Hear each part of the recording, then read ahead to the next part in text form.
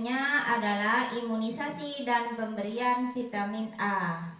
Tapi sebelum masuk pada materi imunisasi dan pemberian vitamin A, ibu-ibu masih ingat enggak tepuk anak sehat? Tidak lupa Bu. Lupa ya. Perhatikan dulu ya. Iya Bu. Tepuk anak sehat. Sehat, tinggi, cerdas. Gimana? Ya sudah Bu. Bisa ya? Satu kali lagi ya. Satu kali lagi. Tepuk anak sehat. Sehat, tinggi, cerdas. Baiklah, sekarang masuk materi pemberian imunisasi dan vitamin A. Imunisasi itu diberikan pada anak usia baru lahir sampai umur 18 bulan. Umur 0 sampai 7 hari itu imunisasinya namanya HBO. Ya Bu. Umur 1 bulan BCG atau polio 1. Biasanya ibu-ibu sudah paham ya? Ya. Apakah ibu-ibu di sini sudah punya anak? Sudah Bu. Alhamdulillah. Apakah ada yang bungil? Ada Bu. Ada.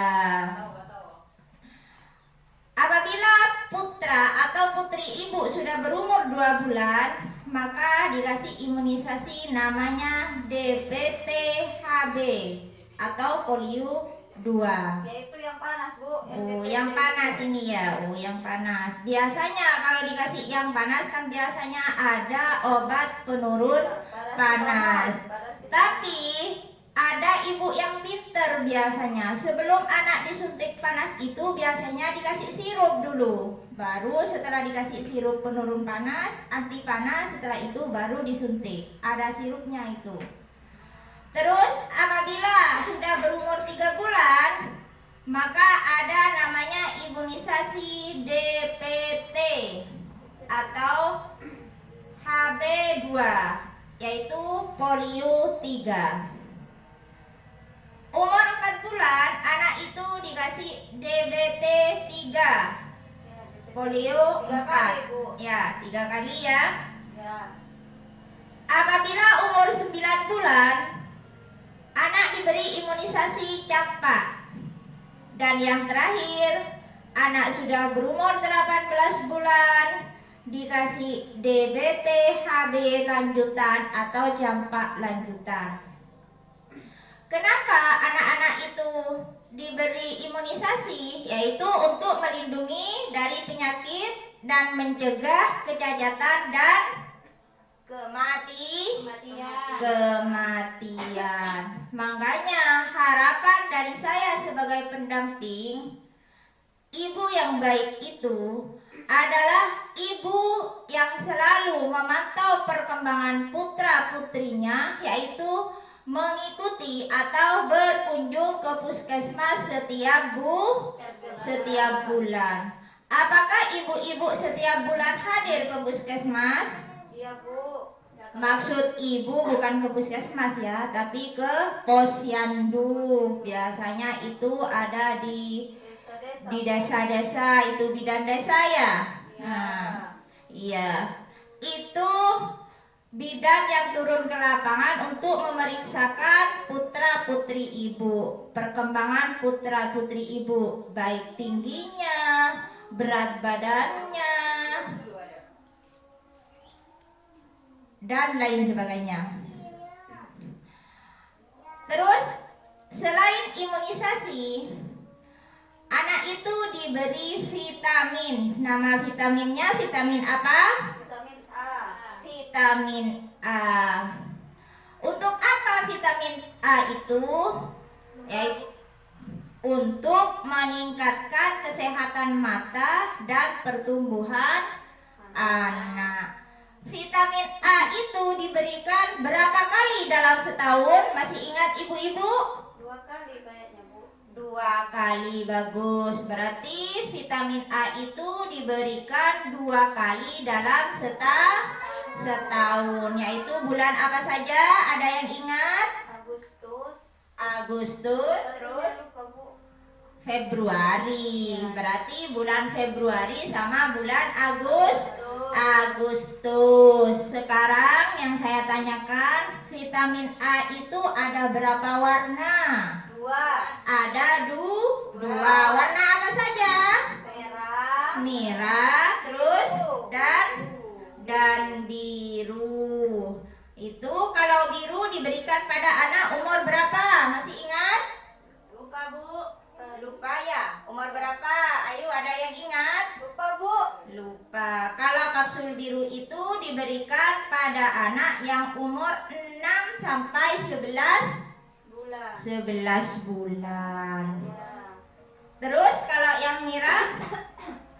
12 bulan mungkin sampai 5 tahun ya, Bu. Iya, 1 tahun sampai 5 tahun. Itu 2 kali ya dalam Biasanya barengan setahun. sama obat cacing itu, Bu. Oh, sama obat cacing ya? Iya, Bu. Iya. Cacing biasanya sering. Kalau ibu-ibu itu pasti pinter-pinter. Karena apa? Karena ibu-ibu kan yang mengasuh putra-putrinya, yang berperan aktif memantau perkembangan anak itu biasanya ibu-ibu. Kalau bapak-bapak itu mencari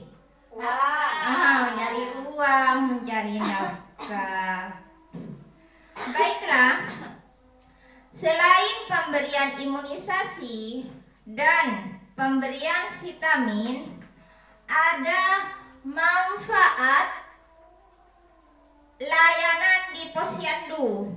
Jadi kalau ke posyandu itu ada manfaatnya. Walaupun banyak KPM PKH itu belum sadar bahwa posyandu itu sangat penting.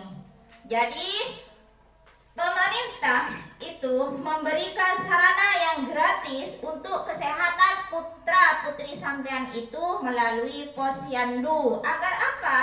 Anak penerus bangsa, yaitu putra putri ibu itu bisa berkembang sehat, agar bisa tumbuh sehat normal ya.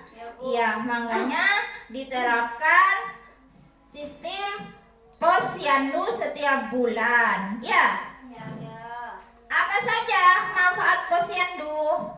Yang pertama, memperoleh atau mendapat informasi dan pelayanan kesehatan bagi ibu, bayi, dan anak balita. Jadi kalau tidak ke posyandu, tidak mungkin mendengar informasi ya. Ya, apa saja kekurangannya, gizi apa yang harus dipenuhi, imunisasi apa yang belum diberikan. Kalau tidak ke posyandu tiap bulan kan tidak mungkin tahu. Makanya diharapkan semua ibu-ibu, terutama KPM PKH harus ikut posyandu.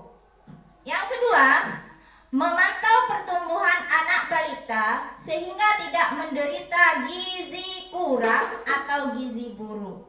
Ya, Bu. Ya, dengan adanya posyandu ya, ibu-ibu bisa memantau putra-putrinya gizinya kurang atau enggak. Ya, Bu. makanya harus tetap ikut posyandu. Yang ketiga, mendapatkan kapsul vitamin A seperti yang dijelaskan barusan ya. Ya, Bu. Mendapatkan kapsul vitamin A. Yang keempat, memperoleh imunisasi lengkap, yaitu dari umur 0 sampai 18 tahun. Maksud ibu 18 bulan. Ya. Yang kelima, memantau berat badan ibu hamil. Itu dikhususkan untuk bumil seperti Ibu Weni sekarang ya. Ikut posyandu biasakan ya, walaupun itu paling minim itu 4 kali sebulan, itu alangkah baiknya tetap ikut posyandu setiap bulan. Karena apa? Semakin sering ke posyandu maka akan semakin bagus sama. Dan memperoleh tablet tambah darah, serta imunisasi tetanus toksoid biasa. yang disebut yang ibu-ibu tahu biasanya TT ya. TT. Yang terakhir adalah ibu nifas, yaitu kalau ibu nifas itu memperoleh kapsul vitamin A dan tablet tambah darah itu. Jadi ibu nifas itu tetap ke posyandu, atau biasanya kalau masih nifas biasanya tidak ke posyandu, tapi setelah pulang dari puskesmas itu sudah lengkap ya. Biasanya saya tanya sama ibu-ibu untuk tablet tambah darah dan vitamin A-nya. Iya, Bu. Sudah lengkap ya? Dikasih sama Bu. Oh, sudah dikasih. Alhamdulillah. Sekarang saya tanya, biasanya ibu-ibu lahir itu ke puskesmas atau ke dukun? Ke puskesmas, Bu. Ke puskesmas. Bagus. Karena apa? Puskesmas itu sebenarnya dukun baik juga, cuman kalau kekurangan darah itu tidak tetap teratasi, tidak cepat cari solusinya apa ya. Ya. Ada pertanyaan? Pendarahan, Bu. Oh iya, takut pendarahan. Nanti kalau ke dukun pas pendarahan baru dibawa ke puskesmas itu nanti sampai alfal ya. Iya. Puskesmas kadang uangnya tidak cukup, Bu. Kan biasanya sudah punya BPJS yang sekarang dikeluarkan oleh pemerintah. Apakah ibu-ibu KPM belum punya BPJS? Ada yang belum, Bu. Ada yang belum. Kalau yang belum itu silakan melaporkan dulu kepala desa ya. Ya, Bu. Ya, dilaporkan dulu kepala desa. Biasanya kalau satu keluarga sudah bisa, sudah ada yang punya, biasanya itu keluarga yang lainnya juga ada, cuman terbengkalai entah di jalan atau di mana, atau mungkin masih di tempatnya atau di kantor BPJS. Biasanya kalau desa yang ngurus, biasanya kalau desa-desa itu tahu alur prosesnya BPJS itu seperti apa ya. Ya, Bu. Ya, Bu. Bagaimana? Sudah paham apa yang saya paparkan barusan? Insyaallah sudah, Bu. Alhamdulillah. Harapan saya ya ke depannya untuk ibu-ibu KPM PKH khususnya,